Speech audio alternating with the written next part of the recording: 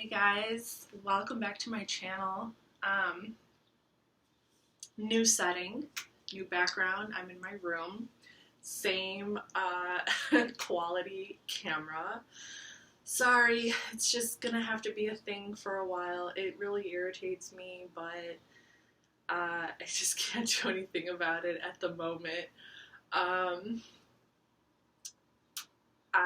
am hanging out in my bedroom. I just wanted to switch up the scenery. Actually, I really want to kind of redecorate my apartment and change some things. My living room is starting to feel really cluttered to me.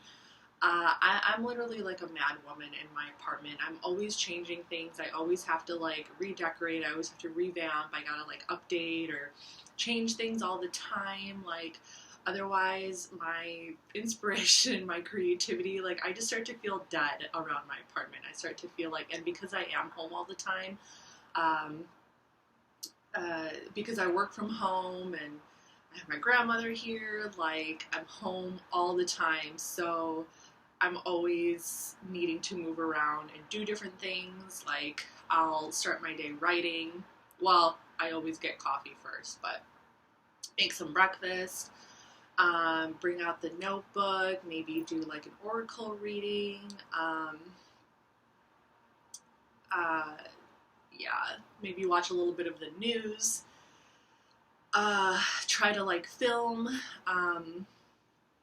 but yeah, my routine is, I do have to go grocery shopping today, and I plan on going tonight to see The Unholy, so I'm really excited about that. I love horror movies so much. I love horror movies, and it was like totally crazy that that movie came out tonight or is coming out tonight, and I had no idea that it was even a thing. And I wrote this little like prose poem type of thing, and I just posted it on Facebook. If you guys are interested in being friends with me on Facebook, like I'll totally drop my link down below. I have a Tessa's Tarot Facebook page as well as just a Facebook, so I'm totally open to inviting more occultish people into my Facebook, because most of the friends that I have on my Facebook are either from childhood and they're like married with kids and we have like nothing in common anymore, or it's like people that I met through work, which is like totally cool, but now that I don't have the job, like I had this job for 5 years and I have a lot of like old coworkers on my Facebook, and it's like, and because I'm going down this new like spiritual path and I'm becoming more active politically, I don't think they really know how to talk to me anymore, because like I used to be a supervisor, so I used to be kind of like a boss type of person. And a lot of people like friend requested me, and they're like seeing like a whole different side of me now. And I am a Sagittarius, so I'm not like some quiet mouthed like spiritual gal. I'm very loud mouthed and I'm very opinionated. Like, you know, people think that I had this whole argument with this one girl that I used to work with, who's very political, on my Facebook, and it's actually really fun when people are like not afraid to like say an opinion that goes against mine or that is different from mine. I really like debate, and I like to hear other people's perspectives. I'm totally like, I love intellectual conversations. I love conversations that open up my mind and allow me to think in different ways about things. But anyway, like, I made some kind of post about being spiritual, or like, I don't know, it was something, and it was kind of a low jab at her, because like she had been irritating me. She had been like trolling my posts and like kind of getting out of hand. And it was like fun in the beginning, but then she just kind of started to become the cliche version of like the mass like Democrats, you know, like the people who will like correct your grammar in the middle of a discussion, and you're like, really? Like, but then like their own grammar really sucks, and it's just like really stupid shit, like just to like throw you off. And I'm like, wow, like y'all are manipulative as fuck. But anyway, so she like made this comment on my post that said something like, I don't buy you as spiritual because you used to like pick your face at work and you were totally like not following the sanitary protocols of like, because like I worked on a boat and things are, you know, they want you to be really, really strict. And I was actually a pretty strict boss, so it was it was kind of funny like what she said, because it kind of contradicted itself. She was like, I don't buy you as spiritual because you were like always like picking at your skin, and you know, you weren't always like 100% with the sanitations. And then she went on to say that I treated everybody like slaves. So I was like, okay, I, which is kind of funny a little bit to me, because I was very, I'm not gonna lie, like I was definitely a perfectionist. I definitely like, I admit that that job did something to me that I don't like I became very, very, you know, I felt a lot of pressure to be perfect, because I was running a private yacht. I was running like a charter boat that's very, very expensive. Like people who rent out that charter boat pay a lot of money for it, and they expect things to be like perfect.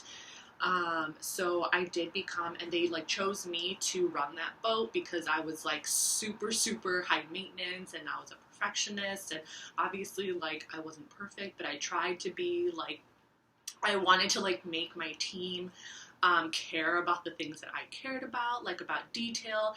And I am a writer, so I pay attention to detail. Like, you know, like I was probably a nightmare to work with sometimes, but I did like to have fun. I did like to joke around and laugh. And there were some people who appreciated me, and I'm sure there was, I mean, anytime you have a boss, like I honestly don't like being a boss. Like I don't, which is funny because I'm a Sagittarius, and like Sagittariuses can be very outspoken and bossy, and they are very like, they're leaders, you know?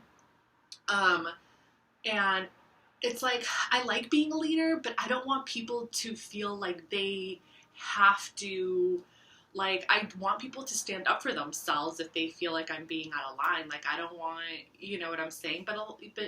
But personalities can be very, like, sheepish sometimes, and some people cannot feel comfortable standing up to, like, a boss or something like that. So, I don't know. It's, like, it's kind of weird, but, I just thought that her comment was interesting, because I'm like, well, if you, I'm like, that is such a Western view of spirituality. Like, she was like one of those girls who thought of spirituality as like being yoga, and oh, you have to be, you know, like super nice all the time and kind, and like practice yoga, and like very hygienic, and you know, and that is just so like not what spirituality is about. Like I'm, you know, I mean, I don't know, like I have a lot of anxiety. I always had a lot of anxiety, and I never, like, I always refused to take medicine for it or whatever. So, and I would drink a lot of Red Bull. I used to drink a lot of Red Bull. I was like hooked on it, just to get me through, the through the day at work. And I do admit that while I was working at this job, I definitely didn't consider myself like spiritual. I was just doing my thing. Like I wasn't really involved in any. I mean, I had to like put a lot of the things that I really loved on the back burner, like writing, because it was a job that required so much of my time, and so much of my energy. But at the time, I didn't, I guess, like practice anything spiritual. But even like thinking about spirituality now, that I'm, I guess, like doing things that are seen as spiritual, um, spirituality can be like different things for different people. Like there are people who live dirty lives, like they could be homeless, like they could be like travelers, you know. There's a lot of like backpackers and people who literally travel the world and live off of just like change and food or whatever, and just like live with their backpacks, and they're like dirty, and like they're on a spiritual journey. Like they are spiritual, they are looking for something that is going to fulfill them, that's not like material possessions or money or whatever. So like her whole take on it was just really kind of funny to me, and I'm like, a girl, like I like no, you know. I keep thinking of Burning Man. I went to Burning Man for 1 year, and that was so much fun. I was definitely on a lot of drugs, but I had the fucking time of my life. And I always just like look at pictures, like I only went the one time, and sometimes I'm like, oh, maybe I'll go again 1 year. But it's just like, it just hasn't really, other things are kind of like coming up, and that's fine. That's okay. I don't like need to go again, but it was a really, really cool experience. Okay, so anyway, that is my, I don't even know why I started talking about all that. This is my Get to Know Me Through Astrology video, the first house. And okay, so I'm going to be talking about, so if you have been watching my other Get to Know Me Through Astrology videos, like I know that this one is coming a little bit late, and I really feel like this is a really good time to do it, and I mentioned in my last video, because it is Aries season and the first house is represented by Aries energy. And then I was like, you know what, maybe I'll just do the rest of my chart. So I already did the 10th house, the 11th house, and the 12th house, okay? And then I thought, okay, well, maybe I'll just do, yeah, because that's Pisces, that's Aquarius. Yeah, okay, I started off January. I started off, so it makes sense. I started off the year 2021 doing the Get to Know Me Through Astrology, and I started with the, and now like looking back on it, I'm like, wow, like that's really synchronistic. Like that hooked up really nice, because I started doing these videos in January, and I started with the 10th house, and the 10th house is represented by Capricorn, and January is the Capricorn month. And then I did the 11th house, and I did the 12th, which is Aquarius. The 12th house is Pisces, and now we're in Aries season, the first house. So I think I'm just gonna like do the rest of these videos according to the season that we're in, and just kind of like vibe with it, and like see what information kind of comes up and how I relate. I think it's more fun that way. That's kind of how I'm doing my Understanding Tarot on Instagram. So if you're not already following me on Instagram, I am kind of changing up my routine with Instagram as well, and I'm just kind of like posting whatever. Like I kind of had like a little structure going on, but that kind of started to become a little bit too structured for me, and I'm not really like, I'm a very inspired person, and I don't like to feel limited in like what I post and how I post. So my Instagram is becoming a little bit more like me, a little bit more like a mixture of my writing, maybe like photos, tarot, astrology, like all that type of stuff. So I'm actually like really excited that I'm allowing myself some more like freedom, because that's me. Like I think I was just so, I think I just wanted so badly to feel like I was on a specific routine so I could feel productive every day, and like I was giving myself like daily kind of like assignments and stuff like that. And then I ended up going on vacation because I was just like too stressed out, because I was just putting too much pressure on myself. Like I think I was putting myself on too much of a schedule, where I don't really need to do that, because I'm going to do the work anyway, and it's going to actually come out better because I'll feel inspired. I'll be like, okay, like I want to post, you know, like I want to do this, instead of feeling like I have to. I hope that makes sense. And it like just, you know, and I'm not like even worried that I'm not going to do it, because these are things that I'm interested in anyway. These are things that I love anyway. So I'm going to be excited. I'm actually going to be more excited to post stuff now, because it's going to be in a moment where I'm really like connecting with what I'm posting and feeling it.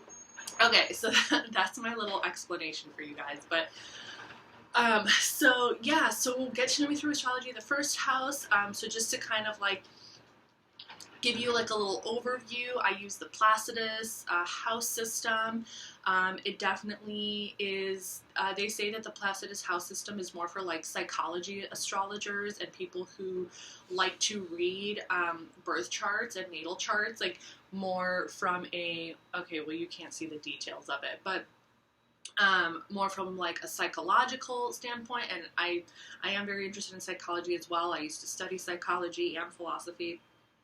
So the Placidus system, as opposed to like the whole sign or equal house, it leaves more room for zodiacal energies to kind of spill over into other houses. It's not like equally the way that the picture is taken in outer space. It's not like these clean cut sections of the constellations. It's kind of like more of a free-flowing energy, and I like that because nothing, in my opinion, is that organized. Like, energy does spill over into other parts of our lives. We are in a constant state of motion. And that's how I like to interpret things. That's how I feel connected to the universe and to spirituality. I feel like it's free-flowing. Things kind of like mix and blend, and it's kind of more like in like alchemy. So I do kind of view astrology as sort of like in alchemy as well. Okay, so let's, I guess, start with my chart ruler, because I didn't talk about that in the 12th house.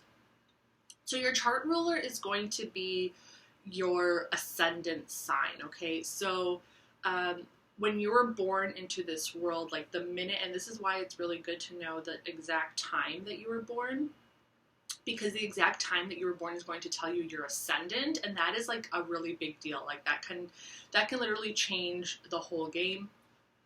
Your ascendant sign is the sign that was rising over the horizon like the moment that you were born, and that becomes your chart ruler. So that will literally rule like everything.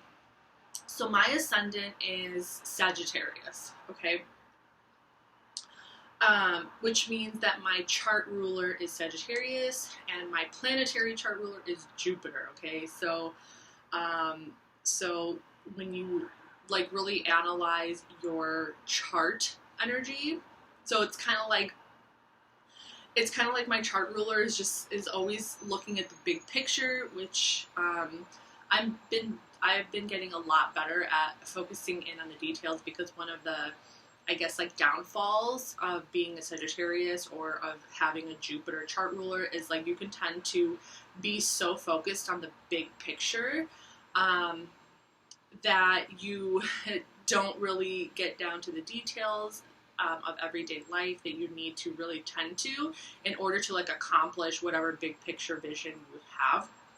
So I've definitely been getting down with that, and I've been a lot better with that. Writing absolutely helps, and I'm going to be talking a little bit about writing as well because it is very significant to my first house.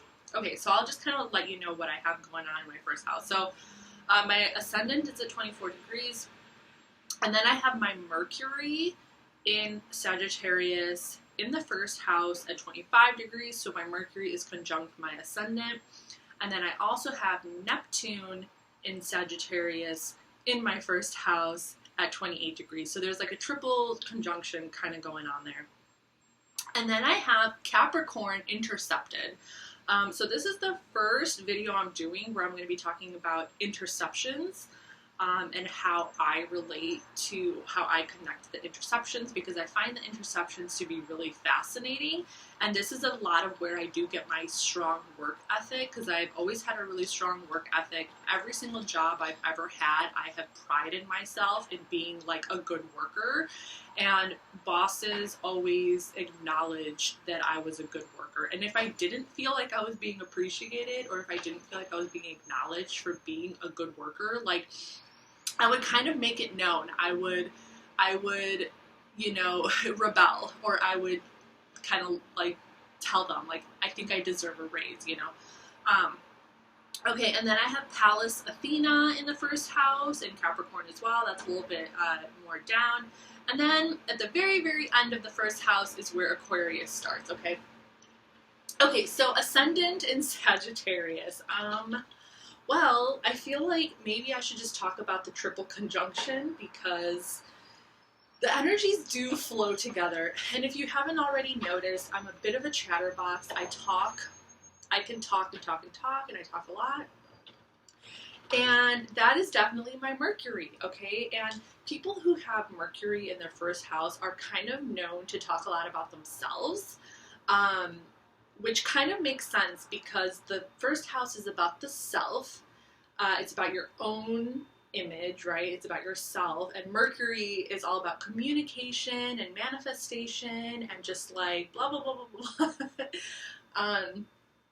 So, and like once I really started to study my astrological chart, it did hit me. I started to become more aware where I was like, wow, I probably do talk about myself a lot. I feel like I'm one of those people where if someone is sharing a story with me about one of their experiences, because like I saw some like memes or posts or whatever that people have made in the past that have said like, oh, don't you hate it when you like share a story about your own personal life with someone and then they like share a story from their own life and it's like, why can't you just listen or whatever? And I'm like, I think that I'm that person, but I never did it because like I always felt like people wanted to hear like, okay, so my whole, I think that my whole philosophy or my whole thing was like, if someone is going to share something with me, like a story that like really stressed them out, or like a story that's a little like, you know, where they're trying to get like, where they're feeling a certain type of way, I always thought that sharing my own experience would be helpful because then it kind of like, because I've always been such a loner and I've always been a writer and I've always kept things to myself, only to realize that a lot of our stories are similar and like we can actually relate our stories to other people's stories. It might not be exactly the same. It's not the same experience, but like I like the idea of making people feel like they're not alone. You know what I'm saying? Like yeah, of course I could just stand there and just listen. Well, okay, I'm a Sagittarius, so to a degree, I do have a hard time just listening without participating because to me, if you're with another person, you're in a conversation. Like, you can only listen for so long before you have to say something. Like, I mean, what kind of conversation is that? Like, unless, you know what I'm saying? Like, otherwise, it's just, like, one-sided. And I guess that's the reason why I would write, which is kind of where also my Neptune comes in. I would write because it's like if I wanted to engage, if I wanted to hear other people's thoughts and opinions, I would go to other people. But if I just want to get shit off my chest and I just want to like be alone with my thoughts, I'll write, right? So you like have a choice. But I also understand that there are some people that just kind of want to like talk and have someone just kind of be a sounding board, you know, where like people just kind of need to vent and talk it out. And I get that because like sometimes I feel that way. But I guess like it's usually my instinct to want to help, right? Not like to tell people what to do, but to just like help, to help by maybe sharing one of my experiences so they can put into perspective like how they want to deal with it. So if I have like a similar experience and then I kind of just like told them how I dealt with the situation where and then they can kind of like think about it, you know, think about that perspective. Like that's kind of the relationship that I have with my best friend. He'll like tell me some story or tell me something that he's going through, and then I'll share like a personal experience and I'll offer some advice, and he'll be like, oh, okay. Or he'll be like, no, that's not what I'm talking about, you know, but he's also very outspoken. He's a Sagittarius rising also, so he'll let me know. Um, the dynamic between different zodiac signs is like really interesting. You just kind of have to like feel the vibe, I guess. You just have to, um, you know, you just have to feel the vibe, try to be open. But yeah, I guess it just kind of comes down to like the way that the relationship is like meshing. But anyway, so yeah, Sagittarius rising. So I can actually be. So here's the deal with me. I can be very outgoing. I can be very talkative, but not at first. Okay, so I have a lot of Scorpio influence, and I do have my Sun in my 12th house and my Jupiter in my 12th house. So I'm actually very shy in the beginning. Like, unless I make this like weird, unless I like tell myself, go talk to that person, you know, and I like put it in my head that it's something I'm gonna do, then I won't back down. You know what I'm saying? But generally speaking, like as my default setting, I'm actually really shy. I don't have like a million friends. I prefer people because like when I get close to people, I also kind of get attached. I prefer, like I do have a lot of acquaintances. I won't, you know, deny that. There's so many people that I know that I'm acquaintances with, but I don't really reach out to them that much because I don't feel like a deeper connection. For me to really feel like somebody is a friend, for me to feel like I can be completely comfortable being myself, 100% myself, at least like in person, you know, I have to like trust the person. We have to, you know, I need to be able to open up to them on a soul level because I've got some deep shit that I got going on inside of me, like all the time. Like I'm a very, very deep individual. I feel very intensely, and as like a Scorpio moon, I need to have like those deeper, more meaningful connections in my life in order to feel like it's real. Otherwise, it's kind of like more of a, you know, like an inspirational friendship or just like an acquaintance kind of friendship or just like, you know, it's cool, like we're just keeping up with each other on social media and like whatever. But I definitely, you know, like I don't feel shy to like reach out to people and just say hi and like, you know what I'm saying? Yeah. But on social media, however, I'm not afraid to, I'm actually very, very outspoken on social media, but I don't see social media the same way that other people see social media. I see social media as a writing platform. I see the internet as a creative platform, like very specifically.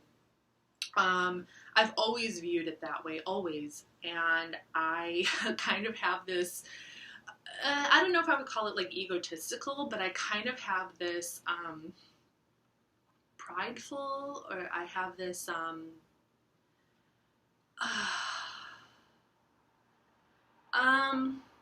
do I explain it? I don't know if it's like resentment. Okay, because I'm trying to think of the best way to explain this. So as a writer, okay, like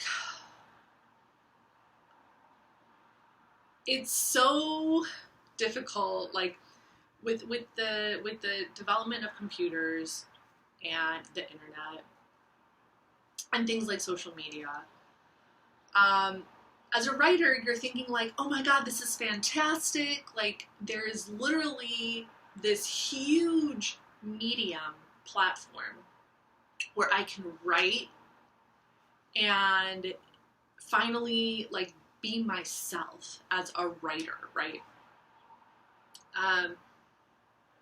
And it's crazy because it just feels like our society, like even with the internet, even with social media, even with all of these different, like, I know that there are specific websites that you can go to, like blogs, you know, like if you really want to be a writer, you can go start a blog, you can do this, you can do that.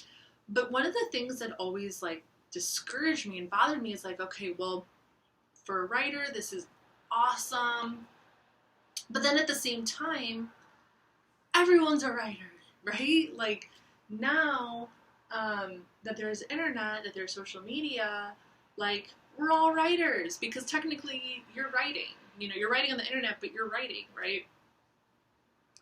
And that was always kind of like, and like I always felt, like I did have different blogs, like I've had a WordPress, I've had a Tumblr, where I did a lot of writing, and I would like develop some followers and stuff like that, but there was something that discouraged me. It was kind of like, it just started to feel like I wasn't vibing with it. I actually found myself writing more on Facebook, on Instagram, on like social media sites, not on websites where it was that are meant for writers, right?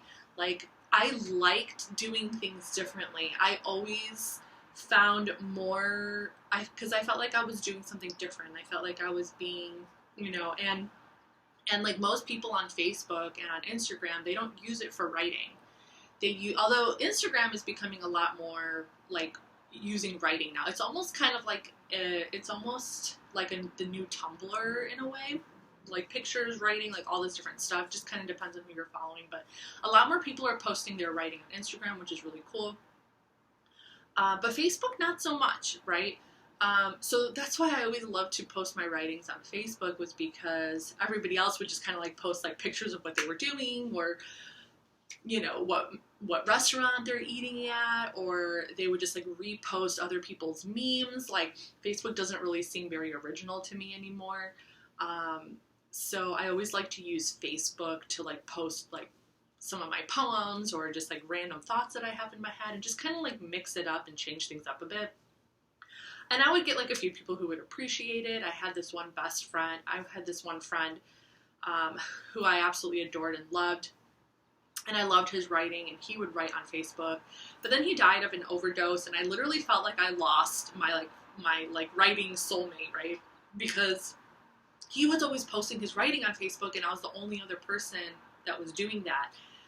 Me and this one other girl as well, who she kind of stopped doing it after a while too, because I think people just start to feel discouraged because it is social media and nobody really uses social media for writing. And they, you know, and like, you don't really get people like liking, you know, the things like sometimes, you know, obviously the things that you write isn't always going to appeal to everybody, but, and I'm definitely a like horror, science fiction, like, I mean, I write a little bit of everything. I'm a creative writer. I like to do speculative fiction. I like to do magical realism. Like, I like to put a new twist on like old things, and I like to like put a twist on reality to where people are like, what?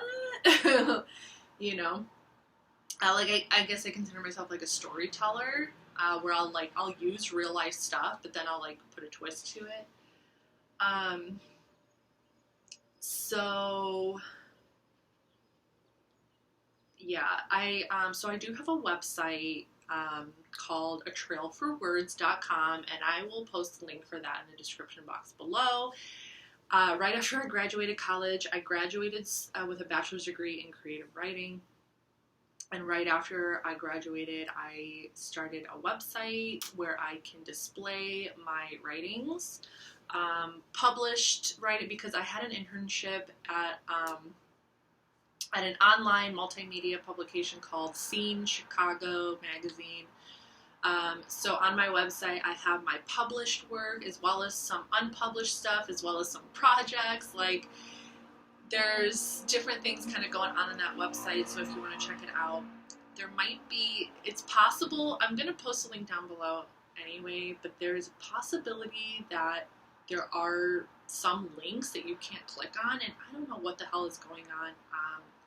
The last time that I went to, I was using Wix, right, Wix.com, and the last time I signed into my Wix account, I like updated something, and then I realized that I couldn't click on some of the links, and I'm like, what the hell? And then I tried to fix it, and I don't think that I fixed it. So I'll post a link, but then I'll, you know, I'll try to see if I can figure out what the hell is going on with that. Let's see. Yeah, but this was a project, trailforwords.com, unfolding. So I wanted to rename it like a Trail for Words Publishing, Unfolding Story Productions, a way for, and I have these, and it was going to be like, it is kind of like a portfolio, but I also wanted it to be a project, a future project where I can include other artists and writers. And this was literally like, I created this website in 2019, I believe. Yeah, 2019, before everything went down. And I knew that like there was something missing. I knew there was something missing about that website. I did create like a membership page where people can become members, and we can like exchange ideas, like creative ideas.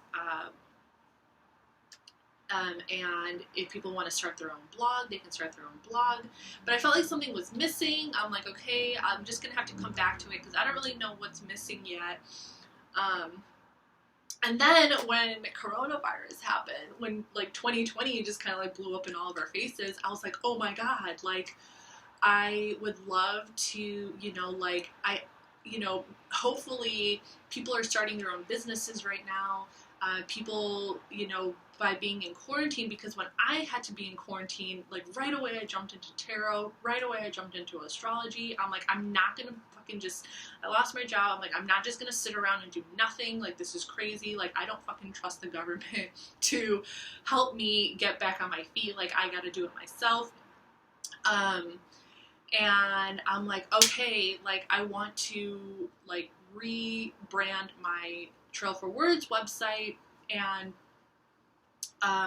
so it can be like a publication and a place where writers, artists, and small business owners, like people who are trying to do their own thing, people who have maybe like lost their livelihoods, people who really want to create a different kind of future, can like come together, and we can like exchange ideas, we can like work together on different ideas, and you can share your project. So that was the idea that I had for a Trail for Words. Okay, so that's kind of like my big vision plan for my website, a Trail for Words Publishing, because like writing is my passion, and I want to give other people a platform to where they can share their stories. They can share their like horror 2020 story, about like maybe shit that happened to them, if they like lost their job, if they lost a business, if they like whatever it is. Like 2020 affected all of us in one way or another, and I just feel like it would be really, really cool to start this website out with that premise in mind. Like, start this story out with like 2020, where we're all in the same fucking boat, we're all in the same pool, we're all just kind of like, what the hell's going on? And we can go from there, like share our stories of why we are now creating this like new path for ourselves, like whatever that might be, whether it's like whatever creative project you got going on. Like, I'm totally open and excited, and like want to interact with people, and just kind of like, turn it into something. I would love to turn that website into something. So currently, it's a Trail for Words Publishing, and then Unfolding Story Production. So it's kind of like a story. It has the premise of telling a story, but it's like the story of, us creating like our lives, like, and co-creating our, creating and co-creating like a new future, right? So yeah, I hope that there are people out there who would be really excited to get involved with something like that. Whatever it is that you want to like talk to me about, whether it's tarot or astrology or something you got going on, just email me at tarotreadings@tessataboo.com. That is my main email. That's just like where you're going to reach me. Tessa Taboo has been my alias internet name for, oh my God, like, I'm 37 years old, and I've had that name since I was like 25. It's a name that I created when I was like in the midst of like a writing, like poetry writing, just like binge. I was binging. I was like in a trance with my writing, And then I came up with like the character Tessa, so that's kind of like my tarot character. Yeah, oh my god, that was like a lot, but it felt really good to just get that off my chest. And I knew somehow, I just knew that like Aries season, I felt like the end of 2020 was like not the end. I'm like something suspicious is going on here. And then I realized like, well, duh, like technically the end of the zodiacal cycle is Pisces season, because Pisces season is mutable water, and it just kind of like flushes everything out. It just kind of like allows you to completely cleanse yourself of all the fucking shit that you were holding on to from the past. And spring is here, right? Like it's a new season, and spring is all about just like new beginnings, and Aries season is about new beginnings. And I was like, okay, I just felt like Aries season was just going to be perfect for really just like getting off my chest and really talking about what it is that I'm passionate about, and so you guys can really get to know like me as an individual. I was really excited to do this video because of that. And with my Mercury in my first house, like, you know, I talk a lot. And I do love to write, so I feel like the whole like Mercury, Neptune, having Neptune in your first house, like, oh my god, like sometimes that shit can be really out there, because like my imagination can be like, shoo, right? Like, and then my Mercury conjunct my Neptune, like, and the way that I write can be very imaginative, you know, like like I said, like I'll take real life shit that's going on with me and I'll like put like a little spin on it, and it's just like, what is she talking about? But that's just kind of like my Neptune, that's my imagination. Like I love science fiction, I love fantasy, I love horror, like don't even get me started, I love horror.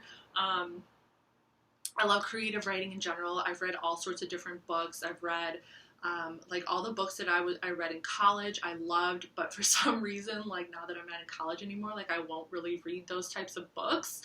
I've actually been reading Al Jorgensen's book from the band Ministry. Like, oh my god, like that guy is fucking crazy, but it's fun to read because he just exists in a different world. Like he was just like a full-on junkie making music, and I love Ministry's music as well. So yeah, so hey, if there's anybody who, you know, just wants to who wants to talk astrology too, I'm down for that. And then if you have your Mercury or your Neptune in your first house, like, and if you want to talk about it, let me know. Neptune, yeah, having Neptune in your first house, like, they also say that, my best friend also has Neptune in his first house, but they say that, like, having Neptune in your first house, like, allows you to, like, you're very, like, they also say that you're very in tune, because Neptune is, like, is a Pisces planet, very spiritual, very creative, and you're, like, you can be kind of, like, psychic and very in tune, so it also kind of makes sense that I would get into like tarot and shit like that. And with my Scorpio shit in my 10th house. And then, what was I gonna, oh yeah, so having Neptune in your first house, one of the things that they say is that, like, people view you, or like you project this kind of animated kind of like image of yourself. Like you almost seem animated to people. People with Neptune in their first house can seem like these fantasy creatures, you know, and I'm not saying fantasy like in like a porn like way, but like they just seem, they like have this way about them without even like speaking. Like it's just kind of like there's, I guess, an aura that they exude that seems like maybe fairy-like, or like that just exudes like an otherworldly kind of energy. Okay, so that's like something that I've heard and read. I have changed my look a lot. Like I used to have blonde hair, I used to have purple hair, I used to have black hair, like I used to have red hair. I've changed my style so many times. I've been punk, I've been goth, I've been like all sorts of different things. I'm just kind of like doing the more natural thing now because like, I don't know, man, I ain't got time. I ain't got time. You know, and I have this, like, a really good friend of mine from Vegas. He like drew out, like I posted a picture of myself like years ago on Facebook once, and he was like inspired to draw a picture of me, and I've been using that image, I've been using that picture for a while now. Actually, you can see it on my A Troll for Words website. She's my Tessa Taboo character, so it's kind of like a little character version of myself.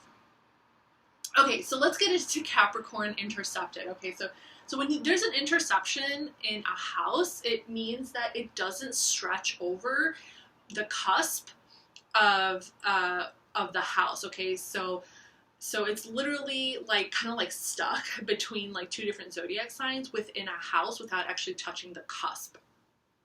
So I have Capricorn in my first house, and it's intercepted. So an interception is interesting. An interception is kind of like you can carry on a lot of those like qualities, but it's almost like being pressurized by these other sort of energies. So it's as if to say like, okay, so like with Capricorn in my first house, I've definitely always had this work ethic, okay? And I think I got that from my dad.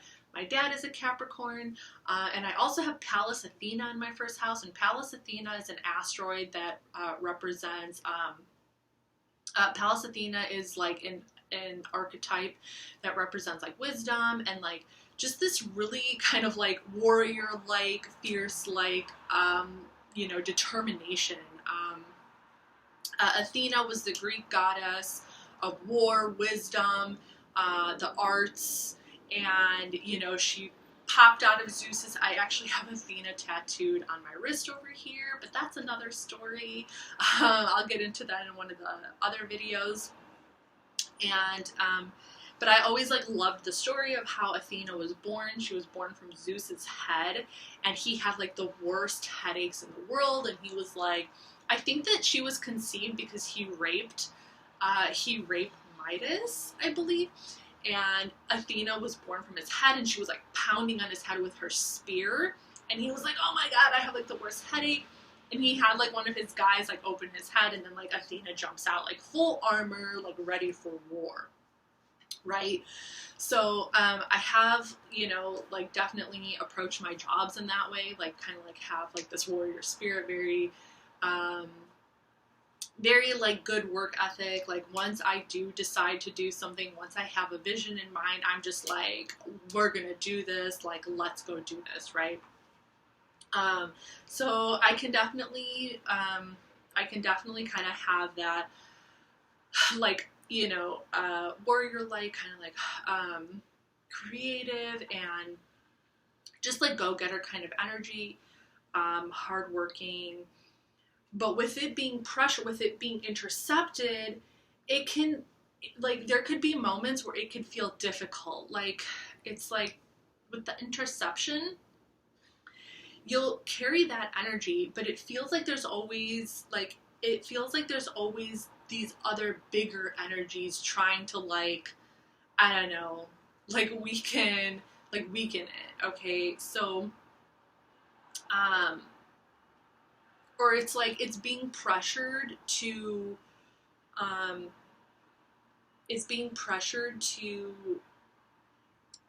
take the other energies into account. So I have Capricorn intercepted, and then I have Sagittarius on the cusp of my first house, so that kind of like big picture energy, and then Aquarius, right? So it's kind of like needing to look at the bigger picture, but also needing to acknowledge the collective mentality, like needing to acknowledge the diverse situation, right? Like, for example, like when I used to work on the ships, the boats, like that was kind of one of my challenges. Like I was always so hard-headed and so like needing to like have this good work ethic. And then I like realized I needed to start being a little bit more of my Sagittarius self, like be more fun and free flowing. And I also needed to acknowledge like the Aquarius energy, which is that like people are different. Not everybody is going to respond to my like strict Saturn-esque kind of work ethic the way that, you know, maybe I would participate in it. You know, that everybody's different, that we all have a different way of working, we all have a different way of doing things. And so like it was just kind of like I was literally being forced to like acknowledge it, to kind of like change a little bit of my habits. Okay. And after 5 years of working there, I mean, I would say that I did change a lot. I would say that that job actually was actually really beneficial for me. It did kind of give me like a broader perspective. I worked with so many different kinds of people from so many different kinds of backgrounds, dealing with tourists, dealing with people from other countries who were like coming to cruise on these like Navy Pier boats. And as like a boss, you know, like just kind of like learning how to talk to people. Yeah. So that would be kind of like how I would describe an interception. Like an interception, it can be a very potent kind of energy within that realm of your life and within like yourself. And because it is in the first house, this was something that I had to deal with myself. Like I had to really acknowledge my own like hard work, like strict. And my dad was always strict. My dad's a Capricorn, so like I had to kind of acknowledge that within myself and use a little bit more of the other energies that were like, you know, kind of like pushing the Capricorn energy into its interception, and use that energy to like help myself and to help myself grow, to acknowledge, you know, that maybe like my vibe is not gonna like fly with everybody. Yeah, so that, I feel like I kind of explained interception pretty well with that. So if you guys have any questions, let me know. Let me know what you got going on in your first house, or if you want me to do an astrology chart for you, I could do that. I'll post my email. I'm trying to think if there's anything else I can say about Mercury in the first house. You know, I feel like you kind of like get the gist. Bit of a chatterbox over here. And that's why writing is so good for me, because writing does allow me to channel a lot of that, because like I you know, a lot of that energy, a lot of that Neptunian stuff going on, it helps me balance out like all the, you know, the stuff that I got going on within me. And then of course with those two things being conjunct my ascendant, the ascendant is like the energy that you exude out into the world. That's like how you are presenting yourself to the world. So the fact that I do have Mercury and Neptune conjunct my ascendant, I feel like you guys like have me literally in my element right now. Yeah, I feel like that's kind of all I have to say. I don't want to like make this drag on longer and just like come up with things to say just because. So I'm just going to end it right there. I hope that you enjoyed this next segment and get to know me through astrology, the first house. Please email me, or, you know, like whatever you want to talk about. I don't even care. But, or leave a comment below, like, subscribe. Yeah. I'll see you guys next time. Bye.